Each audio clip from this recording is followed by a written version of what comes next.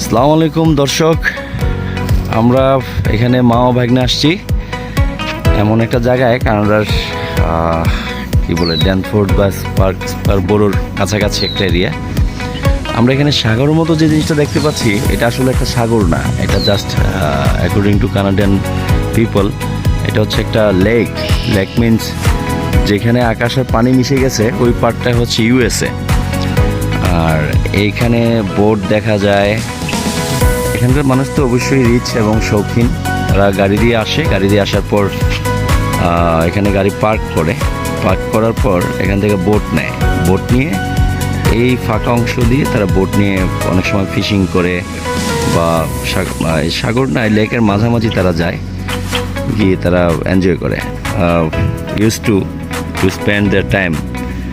আর যেই জায়গাটাতে আছে আসলে একটু ভয়ঙ্কর টাইপের এবং খাড়া অংশ দেখতে দেখা যাচ্ছে। এখান থেকে পড়ে গেলে হয়তো আহত হওয়ার সম্ভাবনা আছে, বিকজ এই পাহাড়ের মাটিটা খুব নরম মনে হচ্ছে আর কি, কারণ এখানে দেখা যাচ্ছে এই যে বিচে মানুষজন আছে দেখা যায়।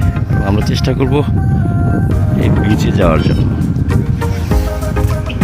তো এখানে আরও কিছু মানুষ দেখা যায় ঘুরতে আসছে, সাদা চামড়ার মানুষ আছে। সুন্দর, আল্লাহর প্রকৃতি এত সুন্দর, সুবহানাল্লাহ সুবহানাল্লাহ। তো আমরা বিচে যদি যেতে পারি আবার ভিডিও করব একটা ইনশাল্লাহ।